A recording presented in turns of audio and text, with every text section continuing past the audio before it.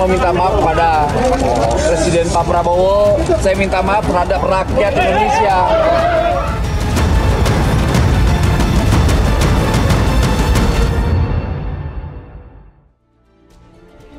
Selamat malam pemirsa. OTT KPK terhadap mantan Wamenaker Immanuel Ebenezer menjadi setitik nila yang mencoreng citra pemerintahan Presiden Prabowo Subianto.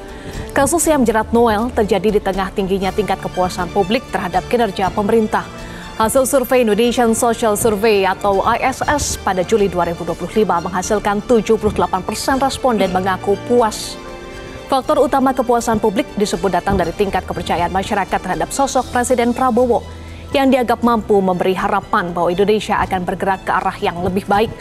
Mewujudkan pemerintah yang bersih dan melayani rakyat adalah kontrak politik sejak Presiden Prabowo dilantik. Namun kasus Noel mengungkap aksi preman-preman berdasi yang memeras rakyat kecil di negeri ini. Tarif resmi sertifikasi K3 sebesar Rp275.000, namun yang dibayarkan hingga Rp6 juta. Jika tidak membayar lebih, maka para tersangka memperlambat, mempersulit, atau bahkan tidak memproses permohonan pembuatan sertifikasi K3. KPK menduga uang hasil pemerasan sebesar Rp3 miliar mengalir ke Noel. Presiden Prabowo Subianto langsung memecat Noel di hari yang sama KPK menetapkan Noel sebagai tersangka. Apakah keputusan cepat ini mampu menjaga citra istana? Apakah langkah hukum KPK sudah tepat dalam menjerat Noel? Apakah negara makin keras atau makin permisif terhadap koruptor? Dan bagaimana membersihkan birokrasi dari beragam modus korupsi? Bersama saya Evo Mondo, inilah Top Issue kasus Noel, alarm pemberantasan korupsi.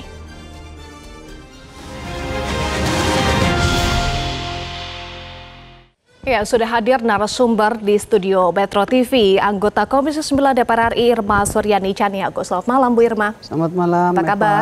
Alhamdulillah baik. Alhamdulillah. Sekretaris Jenderal Organisasi Pekerja Seluruh Indonesia atau OPSI, Timbul Siregar. Selamat malam Pak Timbul. Mbak.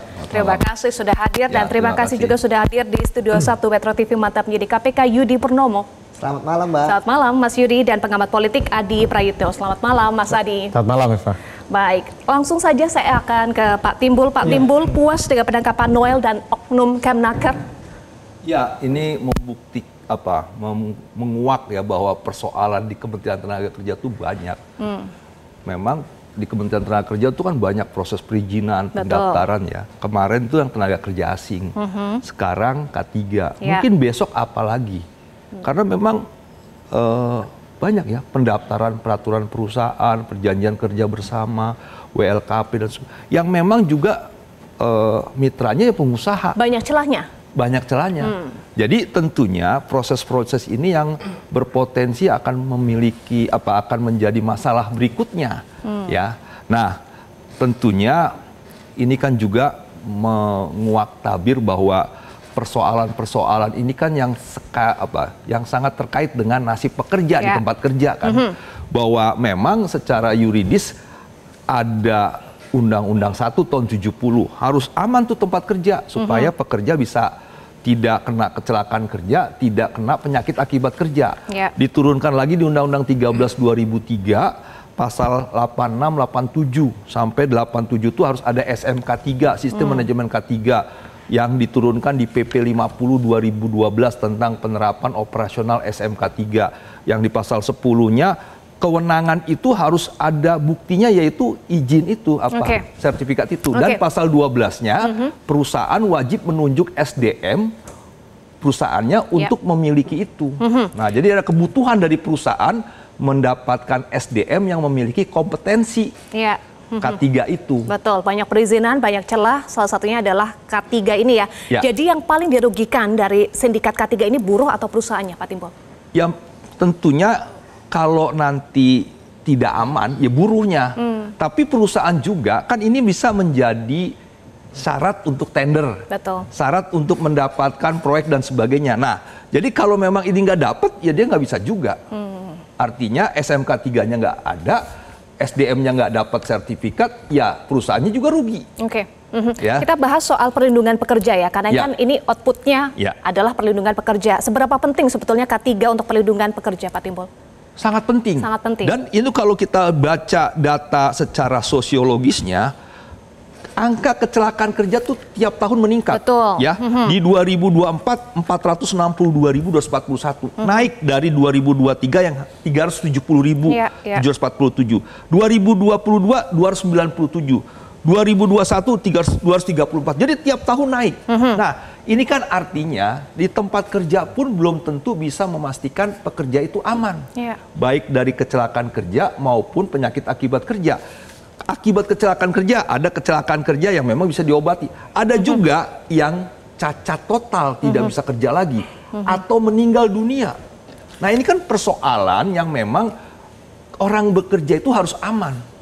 Nah, kalau memang tidak aman yang berakibat pada tubuhnya dan sebagainya, ya artinya kan ini yang harus dikontrol oleh si pemerintah. Direktorat Jenderal Pengawasan Ketenagakerjaan dan K3 itu memastikan tempat kerja. Misalnya nih, sini instalasi listriknya apakah sudah masih baik atau memang harus diperbarui, diperiksa setiap saat itu kan berkala. Untuk memastikan orang yang bekerja itu aman. Oke, itu sebetulnya adalah hak buruh ya, Bu Irma. Dari hak buruh ke komoditas korupsi, apa catatan Komisi 9 DPR RI? Kan begini, sebetulnya K3 itu kan penting sekali.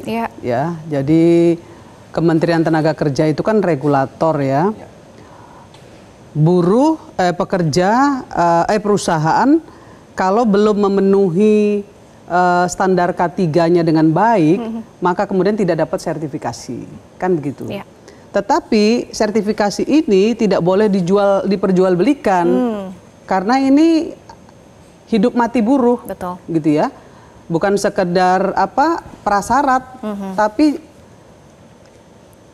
ini adalah roh yang bisa melindungi kaum buruh loh. Syarat mutlak ya. Syarat mutlak. Ya, bagaimana buruh terlindungi bukan hanya sekedar keselamatan kerjanya, tapi juga keselamatan pekerjaannya. Kan seperti itu. Nah, bagaimana mungkin yang namanya regulator kemudian justru malah kontraproduktif gitu ya, memperjualbelikan sertifikasi hanya sekedar untuk keuntungan pribadi. Nah, ini menurut saya sudah satu hal yang luar biasa buruk dan harus segera diperbaiki. Banyak kasus seperti yang tadi Adinda Timbul sampaikan tadi di Kemenaker itu sudah banyak ya. Satu dirjennya Pak Ibu Rumondang ya, itu sudah ditahan. Kemudian ada masalah tenaga kerja asing lagi. Harusnya ini menjadi cermin ya, menjadi perhatian dari Wamen ya, Noel, untuk tidak kejeblos. Mantan Wamen ya. Mantan Wamen ini nggak kejeblos di kasus ketiga, keempat, kelima, kan harusnya seperti itu. Dia harusnya kalau tahu dia harus stop itu, dia harus memberhentikan itu.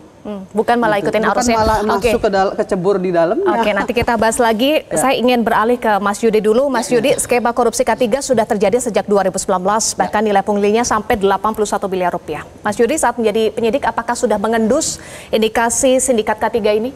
Ya, kalau kita melihat ya dari apa yang disampaikan oleh KPK kan pengaduannya kan baru masuk beberapa waktu belakangan ini ya. Namun kemudian KPK berhasil membongkar bahwa bukan hanya korupsi yang terjadi pada saat OTT, tapi ternyata jauh ke belakang. Hal ini terjadi karena apa? Karena pertama ya, orang-orang ini kan mereka bermain di ruang gelap. Hanya circle di antara mereka untuk kemudian membangun jaringan kerajaan kecil. Ya, kemudian yang kedua, mereka memberikan upeti ya kepada atasan-atasannya sebagai backing ya, bahwa apa yang mereka lakukan memang sudah sepengetahuan atasannya. Ya, dalam hal ini para pejabatnya. Kemudian yang ketiga, ini terkait dengan aturan ataupun sistem yang sangat jelimet ya, yang istilahnya tidak langsung antara para pekerja ataupun perusahaan dengan Kemenaker, tetapi ada tangan-tangan yang lainnya. Dan yang paling penting adalah bahwa aliran dana yang begitu besar. Pada saat OTT saja KPK berhasil mendapatkan 81 miliar. Tentu ini akan lebih jauh kalau kita melihat bahwa KPK menyampaikan 275.000 ya ternyata 6 juta. Ya. Kalau bicara 81 miliar, ya bisa jadi itu kan hanya berapa puluh ribu orang.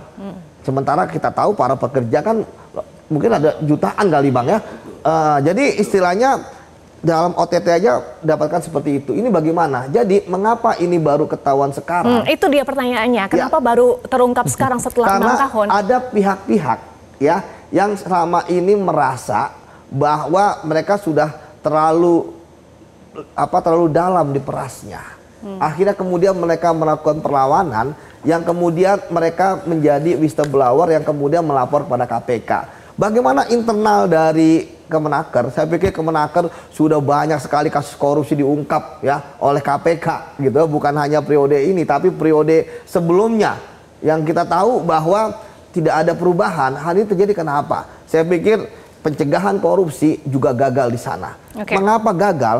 Karena pelakunya kita tahu adalah orang-orang kalau nggak nomor 1, nomor 2, nomor 3, ya kan, dirjen. Dan jadi ketika seorang pelakunya adalah yang pejabat tinggi di tempat tersebut, maka percuma kita ngomongin sistem anti suap, percuma kita ngomongin bahwa sudah ada sarana pengaduan, percuma kita ngomongin ada audit, atau kita ngomongin atau ada mitigasi risiko bahwa TKA ada izin, kemudian terkait dengan K3 juga ada izin bahwa ini adalah daerah rawan. Percuma. Kenapa? Kan tadi saya katakan bahwa pelakunya adalah atas. Nah, praktek-praktek yang pola seperti ini ya, sekarang ini kan polanya sudah jelas. Ternyata ada wamen yang terlibat.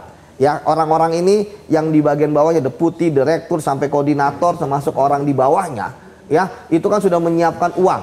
Nah, bisa jadi pola ini juga ada diberi sebelumnya seperti itu, Mbak. Nah, sekarang tinggal bagaimana KPK ya, dengan yang saya tahu bahwa dalam OTT kemarin KPK menerapkan dari 14 yang ditangkap ya, ada 11 yang menjadi tersangka. Artinya 11 tersangka ini perannya benar-benar sangat signifikan. Kenapa, Mbak? Karena dari pengalaman saya ketika misalnya ada OTT ya, kan nggak semuanya kita jadikan tersangka. Ya, kita jadikan tersangka kalau nggak dia adalah intellectual leader, dia adalah koordinator, atau dia eksekutor.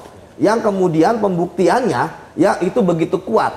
Jadi perannya itu begitu sangat kelihatan. Seperti itu. Nah, jadi ketika kemarin 11 jadi tersangka, saya pikir tersangka-tersangka lainnya hanya tinggal menunggu waktu. Oke, jadi bisa lebih dari 11 tersangka ya. Saya ingin Mas Adi merespon juga karena kita selama ini melihat ya Noel rajin sidak, kemudian kita lihat videonya sering marah-marah nih kepada sejumlah perusahaan dengan dalih membela kepentingan buruh. Padahal dia tahu akar masalahnya di permainan K3, tapi tadi Bu Irma sampaikan seolah terbawa arus. Artinya selama ini Noel pencitraan saja atau bagaimana, Mas Adi? Ya, bagi saya secara prinsip sebenarnya integritas menjadi pejabat publik itu penting. Kalau memang sudah tahu bagaimana soal sistem dan mekanisme yang melanggar aturan, semestinya itu dihindari. Saya termasuk yang meyakini pejabat publik itu paham persis bagaimana mencari uang, mencari dana yang tidak halal. Tahu persis, tapi integritaslah yang mestinya jadi rem. Imanlah yang mestinya memproteksi supaya tidak melanggar aturan. Oleh karena itu kalau kita mau jujur sebenarnya apa yang dilakukan oleh Bung Noel kan banyak diapresiasi. Karena dianggap membantu begitu banyak tenaga kerja yang selama ini memang terdiskriminasi dengan persoalan perusahaan. Oke, dalam hal itu publik tidak ada yang membantah. Tapi ketika ada persoalan soal bagaimana terlibat dalam kasus korupsi ini, seakan-akan apa yang dilakukan oleh Noel itu wassalam dan gak ada artinya. Jadi saya ingin katakan adalah bahwa di pemerintahan kali ini, jangan pernah ada orang yang merasa so asik dan so akrab lah dengan pemerintahan. Karena sudah 10 bulan pemerintahan Prabowo dan Gibran itu menunjukkan siapapun dia, kalau dia memang terindikasi melakukan tindakan-tindakan korupsi, tak ada ampun. Kan sudah banyak contohnya, soal PT Timah, soal di di Pertamina dan seterusnya. Itu bagi saya mestinya jadi trigger bagi pejabat-pejabat publik. Siapapun dia pejabat publiknya, ada keseriusan untuk melakukan persoalan tindakan-tindakan korupsi di era pemerintahan kali ini tidak main-main. Kejaksaan Agung diapresiasi, KPK juga mulai diapresiasi, dianggap sudah mulai menunjukkan taringnya. Bagi saya Eva ke depan ini adalah semacam pesan penting, apalagi kalau kita mengkuat apa yang disampaikan oleh Prabowo Subianto. Jadi kalau melanggar aturan, terindikasi korupsi, tak pandang bulu dia, mau partai apapun, agama apapun, suku apapun katanya dieksekusi. Oleh karena itu bagi saya memang untuk membenahi bagaimana Indonesia menjadi bangsa yang besar, salah satunya memang adalah persoalan korupsi. Kalau kita membaca satu persatu bukunya Prabowo Subianto soal paradok Indonesia, salah satunya adalah temuan soal kebocoran-kebocoran. Prabowo hari ini adalah presiden dan saya kira komitmen terkait dengan pemberantasan korupsi harus terus ditingkatkan supaya kebocoran-kebocoran itu tidak terulang. Oke, betul. Tadi Anda sampaikan jangan so asik dan so akrab terhadap pemerintah ya. Apakah permintaan amnesti adalah bentuk so asik dan juga so akrab terhadap pemerintah? Nanti dijawab saja, pemirsa tetaplah bersama kami di Top Issue.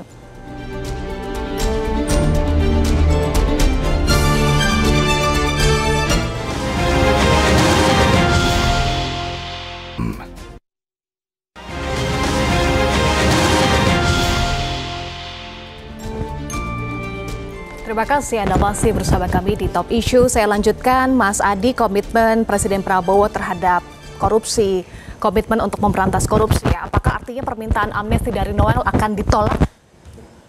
Ya, saya tidak bisa menebak soal itu ya. Tapi ada kecenderungan bahwa persoalan amnesti itu sepertinya agak sulit untuk diberikan. Pertama, prosesnya juga persidangan kan belum dilakukan.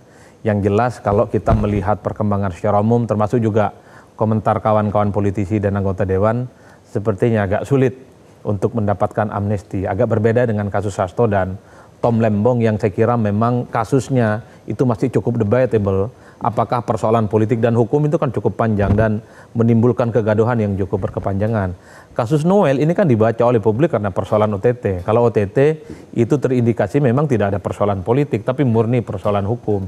Minimal ada bukti-bukti yang memang dijadikan sebagai novum ya secara hukum oleh KPK untuk menetapkan seseorang sebagai tersangka. Tadi saya ngomong di negara ini nggak boleh lagi ada yang so asik dan so akrab karena sepertinya pemerintahan kali ini itu akan tutup mata bagi siapapun yang melakukan tindakan-tindakan korupsi, tak ada ampun bagi dia dan itu terbukti. Noel kemudian ditangkap tersangka dan sepertinya proses keanggotaannya di partai akan diselesaikan juga. Itu yang saya kira sebagai bentuk bagaimana persoalan keseriusan terkait dengan pemberantasan korupsi itu tidak main-main. Harapan kita sebagai rakyat, harapan kita sebagai warga negara sebenarnya Eva, tentu ini menjadi trigger, ini menjadi guidance bahwa persoalan-persoalan besar terkait dengan korupsi di negara kita tentu harus diungkap setuntas-tuntasnya. Tentu bukan hanya Noel. Bahkan kalau kita menjelaskan atau mendengarkan apa yang disampaikan oleh kawan-kawan KPK beberapa waktu yang lalu, bukan tidak mungkin ini akan merembet pada persoalan-persoalan yang lain di internal ketenagakerjaan. Dan saya kira ini bukan hanya ini kali sini saja. Itulah yang saya kira kita tunggu bagaimana pengembangan kasus terkait dengan K3 ini yang dalam banyak hal tentu yang dirugikan itu adalah tenaga kerja. Yang dilungkakan itu adalah para pekerja yang saya kira memang bagi saya cukup dolim lah kalau kemudian harus mengeksploitasi mereka demi kepentingan untuk mengakumulasi kepentingan ekonomi seperti korupsi itu. Jadi saya kira di situ konteksnya. Silahkan ditanggapi Pak Timbul, keseriusan tidak main-main dan komitmen di bidang ketenagakerjaan dari pemerintah. Ya, jadi memang tentunya yang tadi saya sampaikan bahwa di Kementerian Ketenagakerjaan ini kan sudah cukup banyak masalah ya yang memang berpotensi juga akan terjadi masalah ya. Kalau seorang teman bilang nih kementerian kayak pasar gitu ya. Tadi saya bicara dengan teman, transaksinya tuh nggak di kantor, dia yang 15 juta itu di kantin. Sekalian makan, seperti ini K3 ini. Dan memang kalau kita lihat ya itu kan IBM itu ya. Ini kan orang Kementerian Tenaga Kerja eselon 3 yang punya juga PJK 3, perusahaan jasa K3. Dialah yang main yang kalau kita lihat itu jumlah biaya yang diambil itu paling besar dia kan yang ngambil ya. Nah, tentunya ini kan juga menjadi sebuah citra negatif. Selagi kita sekarang sedang berharap investasi masuk, iklim investasi lebih baik, ya, pengangguran bisa diturunkan untuk menurunkan kemiskinan. Di satu sisi iklim pemerintah mencoreng dirinya sendiri sehingga investor akan melihat, wah, kalau gitu susah mendapatkan izin tenaga kerja asing, susah mendapatkan K3, terus kita bagaimana mau mendapatkan produktivitas perusahaan semakin besar, semakin baik dan sebagainya. Ini kan menjadi kontraproduktif. Menurut saya ini bagian dari upaya yang akhirnya membuat bangsa kita sedikit datang investornya. Lapangan kerja akan sedikit, pengangguran akan meningkat, kemiskinan akan meningkat. Nah, jadi tentunya Saya sih berharap Pak Presiden Prabowo ya benar-benar itu memerintahkan supaya Kementerian Ketenagakerjaan itu benar-benar bersih. Sedikit ya, Inspektorat Jenderal, Irjennya itu kan dari KPK. Yang memang sebenarnya itu sudah mengingatkan sebenarnya bahwa transaksi ini sudah harus diselesaikan. Tapi ya itu, yang namanya pejabat karatan dengan korupsi, dia jalankan akhirnya begini. Ya, nah tentunya yang saya mau katakan bahwa Kementerian Ketenagakerjaan ini yang memang punya mitra utamanya ke pengusaha, orang-orang yang punya uang. Nah ini yang harus benar-benar bisa diselesaikan lah ya. Dan kalau memang nanti menterinya terlibat ya harus diangkut. Yang kalau memang pejabat sebelum-sebelumnya ikut terlibat ya supaya beres-beres ini, bersih-bersih ini bisa meningkatkan citra untuk Kementerian Tenaga Kerja lebih bersih sehingga juga bisa meningkatkan citra iklim investasi kita seperti itu. Tidak ada lagi ya. Baik, tadi juga sempat disinggung oleh Pak Timbul, KPK juga sempat menyebut ya otak di kasus Noel Sultan berpangkat koordinator eselon 3 ya. Kok bisa Mas Yudi? Ya, tadi saya katakan bahwa yang paham tentang sistem, yang paham tentang alur proses kan memang pejabat teknis. Ya. Nah, di sanalah mereka bermain, tetapi tentu mereka juga harus waspada ya. Apakah atasan mereka merestui atau tidak? Karena Inspektorat Jenderal itu biasanya akan kejam sama pegawai yang bawah. Tetapi kalau pegawai atas, direktur, dirjen, apalagi setingkat menteri wamen, nggak berdaya mereka, gitu ya. Jadi untuk memastikan bahwa korupsi mereka itu berlangsung dengan lancar tanpa hambatan dan seperti ada approval ya dari atasan, maka mereka harus memberikan upeti-upeti tadi ya pada pejabat-pejabat yang mengetahui kejadian. Jadi pejabat-pejabat ini ya misalnya kayak Bang Noel ini kan mengetahui, wah anak buah gua korup nih gitu kan, tapi malah jadi bagian misalnya meminta 3 miliar untuk renovasi rumah gitu kan. Kemudian yang cocok yang mana? Nah, itu menarik. Saya agak kecewa dengan Bang Noel ketika salah satu yang disampaikan oleh KPK adalah seperti itu. Itu kan seperti orang korupsi yang udah pro, yang udah profesional. Mengapa, Mbak? Karena seorang pejabat ya, ketika kan dia paham anak buahnya gajinya berapa lebih dari dia. Ketika kemudian dia bertanya tapi sudah tahu jawaban akan diberi, ini kan menarik, itu kan kode bagi dia. Kamu kan pemain motor ya, menurutnya buat saya yang pantas apa kan? Dia bukan bertanya minta saran ya, dia minta motor, ya kan?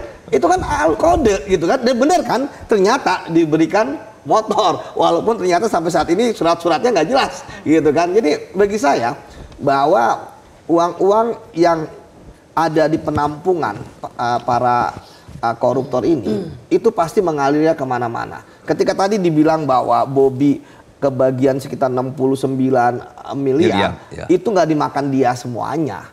Ya, kenapa? Dia juga nggak akan berani. Kita tahu bahwa sebenarnya pasti orang ini kan melapor ke atasan, Anda korupnya gimana sih? Ya kan? Ternyata korupnya begini-gini. Berapa yang Anda bayarkan? Ingat loh Mbak, dari 275.000 ke 6 juta, itu kan bukan jumlah yang sedikit.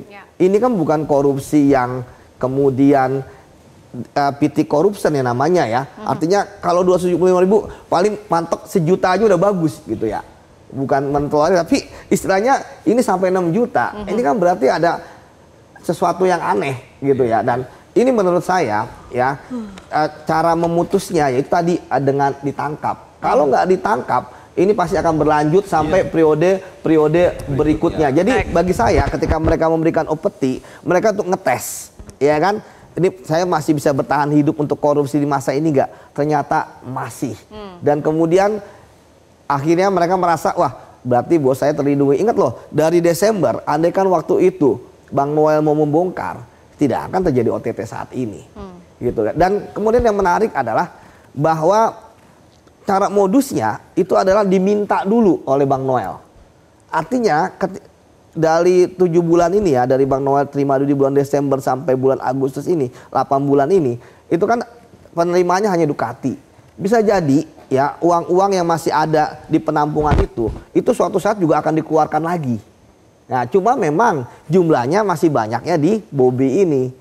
seperti itu, Mbak. Baik, soal upeti, kemudian soal kong kali kong ini, Bu Irma, apakah DPR sudah melakukan evaluasi terkait dengan K3 sebelum kasus ini akhirnya terungkap?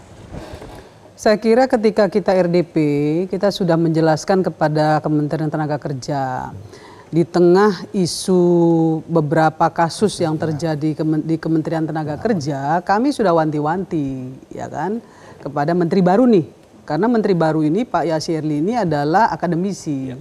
Nah, saya bilang sama beliau, saya bilang, Pak, Bapak jangan nanti dibohongin nih sama staf-staf Bapak nih, gitu ya. Kemudian program kerja Bapak juga jangan copy paste dari setiap tahun seperti itu, gitu. Sementara situasi ekonomi global ini kan berubahnya sedemikian cepat. Nah, Bapak harus tahu nih bagaimana caranya gitu mengatasi masalah-masalah yang terjadi selama ini di dalam.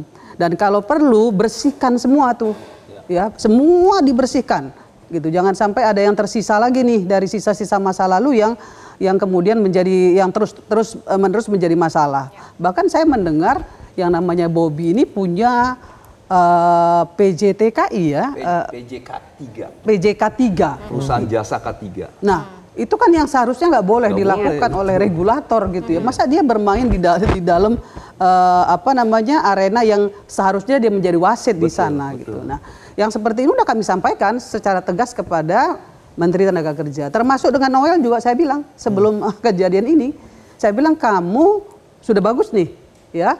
Turun ke lapangan, sementara Pak Yasirli sebagai akademisi bicara soal administrasi dan lain sebagainya.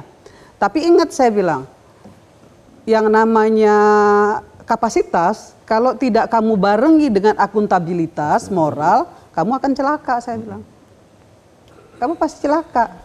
Itu udah berulang kali. Bahkan di sini kemarin waktu kita ada di sini, waktu saya di Metro dengan beliau, dengan si Noel juga, saya sudah bilang secara tegas. Hati-hati, saya bilang ya.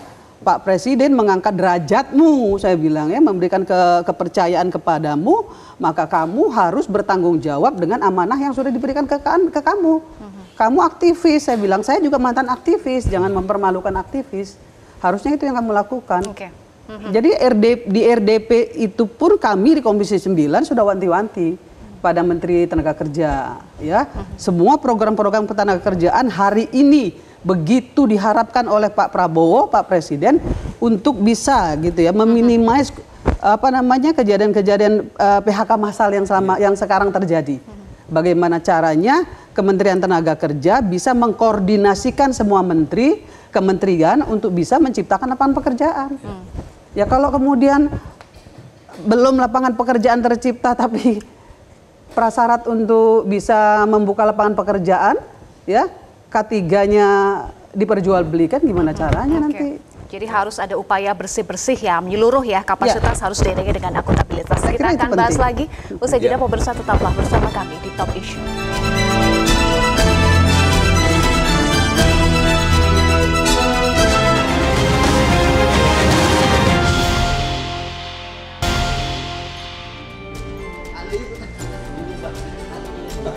Pemirsa, saat memberi pengarahan pada guru dan kepala sekolah rakyat pada Jumat lalu, Presiden Prabowo menegaskan bahwa dirinya dan para pembantunya telah mewakafkan jiwa dan raganya untuk rakyat Indonesia. Di hari yang sama, Presiden mencopot Noel dari jabatan Wamenaker karena telah resmi ditetapkan sebagai tersangka KPK. Kita simak kembali komitmen Presiden Prabowo untuk mengabdi kepada bangsa dan negara. Saya berpikir, bekerja, mengambil keputusan hanya untuk kepentingan rakyat saya.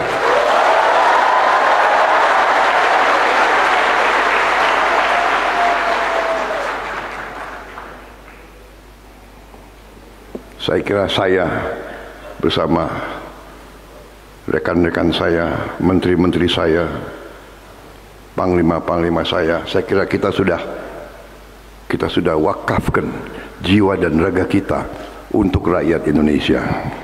Mas Adi, bagaimana memaknai statement Presiden Prabowo Subianto mewakafkan jiwa raga untuk bangsa Indonesia?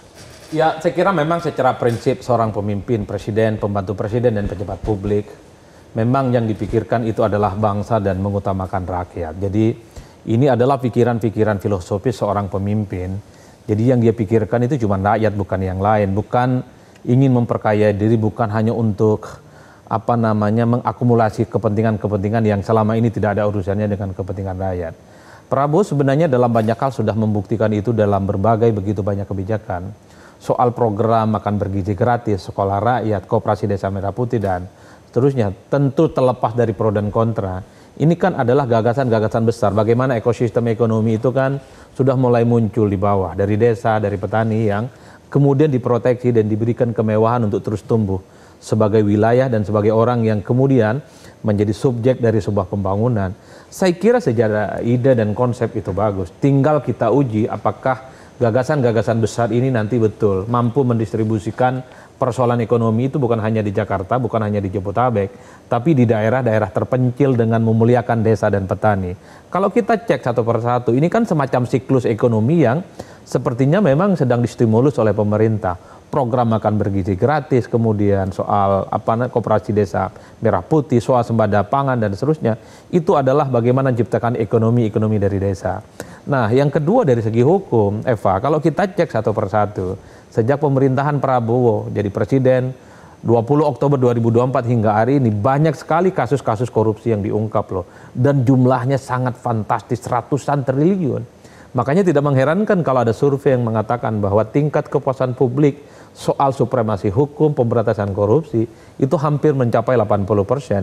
Untuk pemerintahan yang usianya kurang lebih belum setahun, saya kira ini adalah tingkat approval rating yang saya kira sangat surprise. Belum ada presiden-presiden sebelumnya, belum setahun, tapi soal penegakan dan penindakan korupsi itu sudah mendapatkan apresiasi dari publik. Karena kalau kita mau hitung secara transparan apa yang dilakukan oleh kawan-kawan kejaksaan ataupun KPK dalam banyak hal ya, itu kan mendapatkan respon positif. Meski sampai detik ini belum ada penjelasan. Yang ratusan triliun sudah dikemanakan aja ini. Kan itu pertanyaan-pertanyaan umum. Karena pada saat yang bersamaan Indonesia sedang recovery, sedang menata ulang bagaimana susunan anggaran yang ada, maka sangat penting sebenarnya sitaan aset-aset dari koruptor, jumlahnya ratusan triliun, dijelaskan kemanfaatan dan kegunaannya. Sehingga bukan hanya penindakan yang ditampilkan kepada publik, tapi aset-aset negara yang dikorup itu juga sangat mungkin dialokasikan untuk hal-hal yang sifatnya strategis, tentu untuk kepentingan bangsa dan negara. Ada tidak yang dibangun untuk infrastruktur jalan desa, ada tidak yang dibangun untuk misalnya ngebor wilayah-wilayah yang selama ini kering, untuk melakukan pipanisasi, tentu untuk menciptakan swasembada pangan, ataupun misalnya soal kemandirian energi ataupun kemandirian air. Jadi saya memaknai itu dalam konsep filosofis, bahwa seharusnya memang seorang presiden plus para pembantu, menteri, wakil menteri, dan kepala badan harusnya memang berpikir bagaimana mereka itu pejabat publik yang memang harus down to earth. Mereka itu berpikirnya cuma satu, rakyat dan rakyat, dan bukan yang lain. Karenanya tidak mengherankan kalau mau jujur, apa yang terjadi pada Bung Noel ini dikhawatirkan akan menjadi titik noda dari keinginan-keinginan besar memberantas korupsi yang ada di Indonesia. Untungnya pemerintah itu tegas, untungnya pemerintah itu langsung cut off, Noel dipecat, diberhentikan. Di hari yang sama saat ditetapkan sebagai tersangka. Di hari yang sama. Ini kan sebagai salah satu bentuk untuk mengamputasi bahwa persoalan korupsi di Indonesia nggak ada tempatnya. Korupsi di Indonesia nggak ada temannya. Korupsi di Indonesia itu tidak ada perlindungan apapun. Saya mengatakan jangan so asik deh. Sekalipun pernah membantu, pernah memenangkan, sepanjang melakukan tindakan-tindakan korup, itu yang saya tangkap dari pemerintahan hari ini. Makanya ke depan gaspol, ini banyak kok persoalan-persoalan kayak gini. Tinggal dicari di mana ikan-ikan besar yang seperti ini yang harus diusut, yang jauh lebih jauh. Saya kira di situ sebenarnya. Ada tanggapan Bu Irma, Presiden sudah sangat concern dengan isu anti korupsi, semua anggota kabinet juga berulang kali diingatkan ya. Tapi kok masih ada yang tersandung, Noel yang menjadi yang pertama? Ya saya kira seperti yang saya bilang tadi, kan mohon maaf juga mungkin saya juga melakukan kritisi ya. Right man in the right place itu juga penting gitu ya. Saya berpikir orang seperti Noel ini gitu ya, dia sebenarnya punya kapasitas, tapi dia nggak punya akuntabilitas gitu. Nah maka terjadi seperti ini. Nah ke depan ini pelajaran bagi anak-anak muda yang kemudian merintis ya di dunia politik, masuk menjadi politisi, kemudian jadi pejabat. Ini menjadi peringatan gitu ya untuk bisa menunjukkan jati diri mereka sebagai penerus bangsa, ya. Jadi tidak hanya penting kapasitas, tapi sangat penting punya akuntabilitas, gitu ya. Kepercayaan dan moral itu penting sehingga mereka tidak terjebak dalam dunia yang begini. Mohon maaf, hari ini pragmatisme itu luar biasa. Untuk jadi anggota DPR aja harus katanya harus punya uang banyak, gitu ya. Kemudian mau jadi pejabat juga banyak juga rakyat yang bilang harus nyogok kanan nyogok kiri, gitu ya. Ini juga kan harus diperbaiki. Dan Pak Presiden punya ini ya, punya punya program untuk memberantas semua ini, untuk memperbaiki semua ini dari hulu ke hilir. Itu yang saya lihat dari komitmen Presiden Prabowo Subianto. Nah, untuk itu bagi semua pejabat di Indonesia hari ini jangan coba-cobalah gitu ya untuk meniru atau mengikuti langkah Noel ya, sehingga kemudian apa yang diharapkan Pak Prabowo untuk menjadikan Indonesia ke depan sejahtera menuju Indonesia emas itu bisa dicapai. Oke, jadi karena mereka semuanya adalah pembantu-pembantu presiden yang diberikan amanah oleh presiden untuk mengerjakan amanah rakyat. Betul. Jadi penting bagi saya akuntabilitas. Akuntabilitas penting. Semoga Noel menjadi yang pertama dan terakhir saja ya. Bu Irma, nanti kita bahas. Insya Allah kita bahas lagi usai jeda. Pemirsa, tetaplah bersama kami.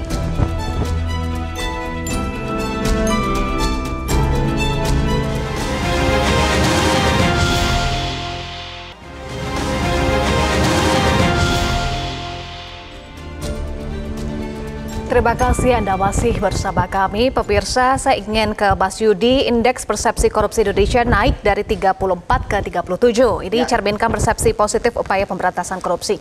Kalau ditarik ke kasus Noel, apakah menjadi alarm pemberantasan korupsi harus semakin serius agar persepsi positif pemberantasan korupsi ini tidak turun? Ya, kalau kita lihat kan sebenarnya naik ke 37 itu kan masih periodenya Pak Jokowi ya. Pak Prabowo baru dihitung nanti pengumumannya biasanya bulan Januari 2026. Jadi mulai dari Januari 2025 ini ya sampai nanti akhir Desember.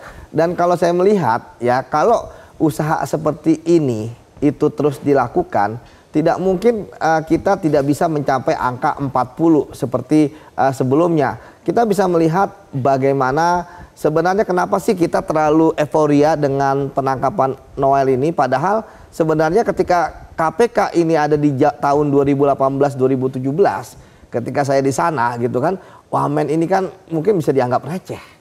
Dulu kita berhasil menangkap ketua DPR, ketua DPD, menteri ya, MK, ya ketua MK ya kan, kemudian sekretaris MA dan lain sebagainya. Artinya mengapa ini begitu masyarakat euforia, karena sudah lama KPK nggak seperti ini, ya kan? Nah, kita harapkan sebenarnya ini kalau yang pertama dan terakhir jangan sampai. Tadi saya katakan ini kasus kan KPK juga masih banyak PR. Jika misalnya KPK fokus dalam pemberantasan korupsi sama seperti kejaksaan yang lebih banyak kepada kasus kerugian keuangan negara, saya pikir KPK harus lebih banyak kepada kasus seperti ini. Ya, blackmail gitu ya, pemerasan, bribery gitu ya, suap menyuap. Artinya memang dari sisi uang nggak banyak. Ya tadi kan mungkin hanya miliaran. Tetapi dari sisi dampak atau efek ya langsung big fish. Apa sih big fish itu? Itu dari sisi figur, dari sisi jumlah, dan dari sisi dampak kepada masyarakat kasus korupsinya. Ini kan termasuk big fish. Walaupun Noel kalau dilihat hanya terima 3M dan Ducati, tapi kan efeknya kepada buruh. Itulah sebabnya kalau ingin menaikkan menjadi 40 misalnya. Ya, silakan. Noelnya memang cuma terima 3 miliar dan Ducati, tapi seluruh total dari seluruh korupsi yang dilakukan itu bukan cuma itu. Saya yakin lebih dari 100 miliar. Ini kan udah saya jelaskan. Kalau cuma Noel aja ya memang cuma segitu gitu ya. Tapi ini big loh gitu ya, dari tahun ke tahun itu terus berlalu terus dilakukan gitu. Ya, sudah 6 tahun berarti Sudah angkanya 6 potensinya tahun. juga lebih Ya, besar lebih jauh gitu ya. besar. Makanya saya katakan ini kan big, mungkin Ibu tidak menyimak gitu ya. Jadi bukan nggak menyimak, saya cuma membenarkan Oke. menegaskan saja. oh menegaskan, oke. Bukan nggak menyimak, jangan salah kamu kalau saya nggak menyimak. Oke, saya ingin ke Pak Timbul untuk catatan, kemudian karena yang paling dirugikan adalah buruh atau pekerja ya. Apa kemudian catatan dari para pekerja, para buruh terhadap berbagai kasus termasuk kasus pungli ini K3? Ya, jadi memang sebenarnya ini sudah lama sebelum 2019 juga ya, dan sudah terjadi ya, dan banyak bagian juga yang melakukan itu. Makanya saya sih berharap kasus ini menjadi komitmen Pak Presiden untuk benar-benar membereskan. Ya, saya khawatir tadi bilangnya ini yang pertama dan terakhir, ternyata ada lagi gitu. Nah, jadi harus benar-benar bagi pelakunya di tracking ke belakang itu ya ambil aja, diangkut juga. Kemudian bagian-bagian di K3, pengawas ketenagakerjaan di lantai 7 itu paling lemah itu. Itu kalau menurut saya ya, kalau boleh itu dimutasi semua deh. Diambil yang baru karena di situ sudah karatan istilahnya. Sudah banyak orang yang memang menikmati ya pelanggaran-pelanggaran yang dibiarkan. Nah, kemudian ke depan menurut saya untuk memastikan pungli korupsi itu tidak, pengawas ketenagakerjaan itu harus ada pengawasnya yang dilakukan secara eksternal. Nah, misalnya Komisi Kepolisian Nasional itu kan pengawas eksternalnya polisi. Jaksa ada komisi kejaksaan. Hakim ada komisi yudisial. Pengawas ketenagakerjaan kita itu nggak ada. Dia atasannya aja, kalau atasannya bilang oke, selesai semua. Nah, menurut saya ke depan untuk menghindari meminimalisir dan menolkan yang namanya pungli, korupsi, pemerasan dan sebagainya, pengawas itu harus diawasi. Masyarakat dibuka ruang untuk melakukan laporan.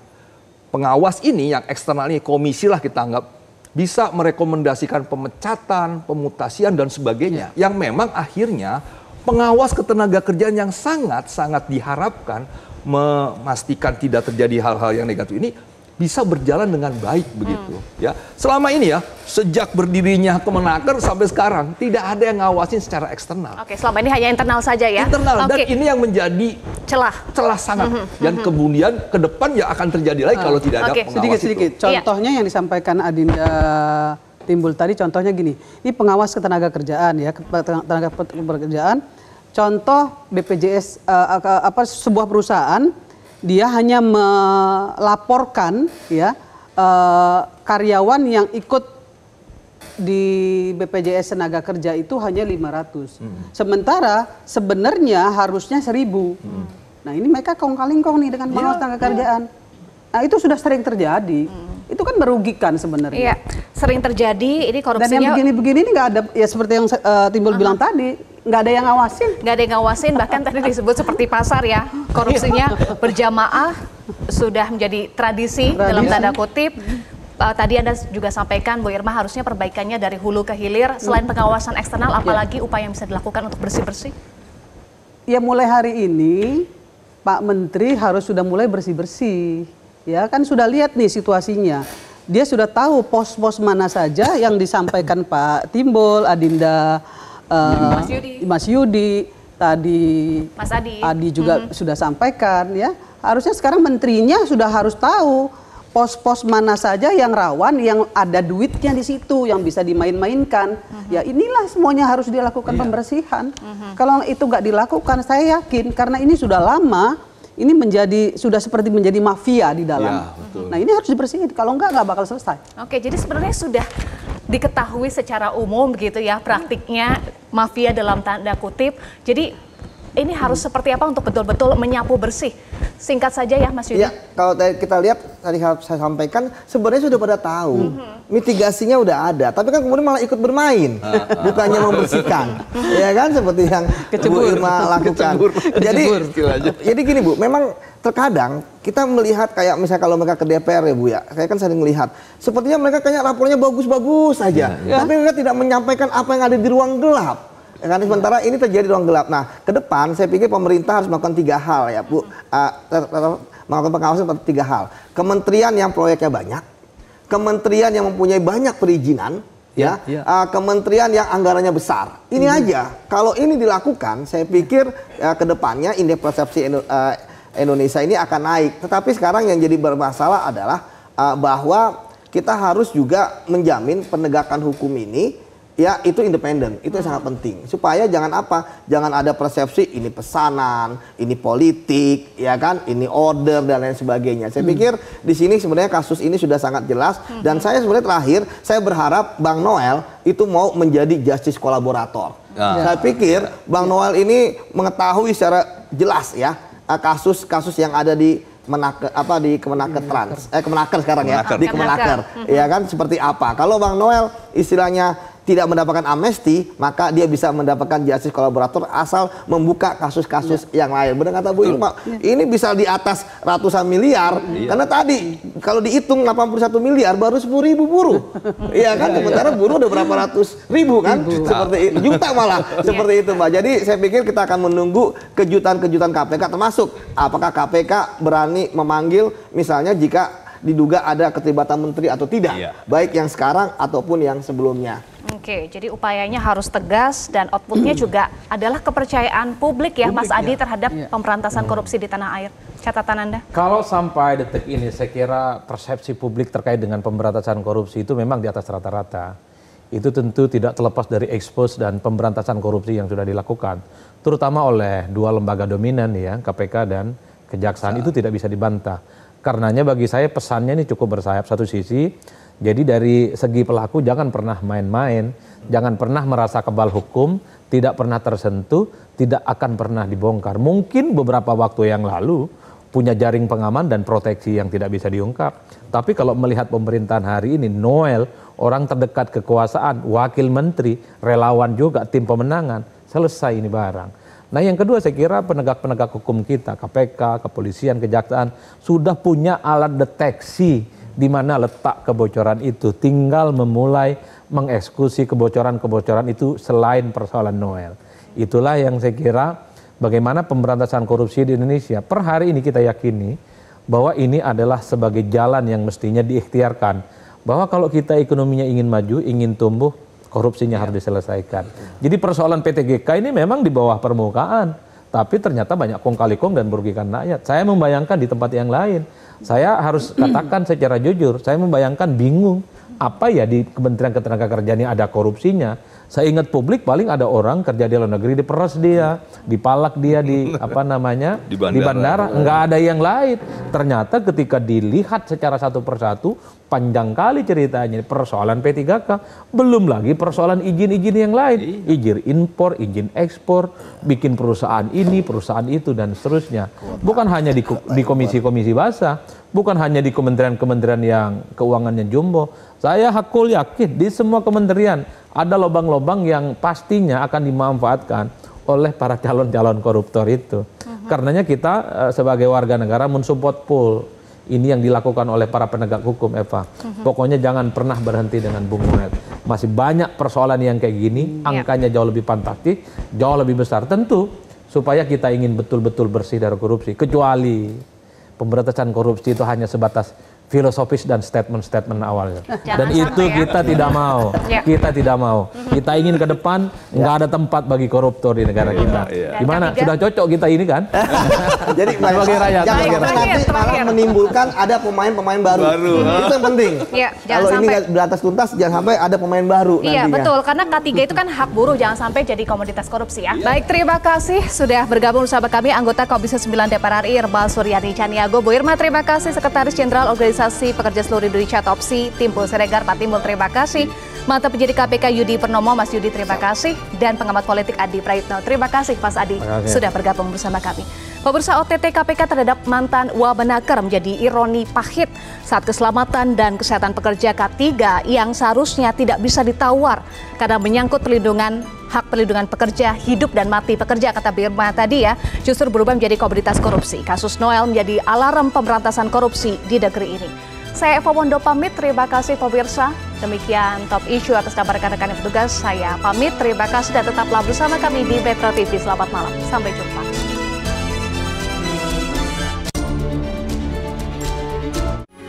Metro TV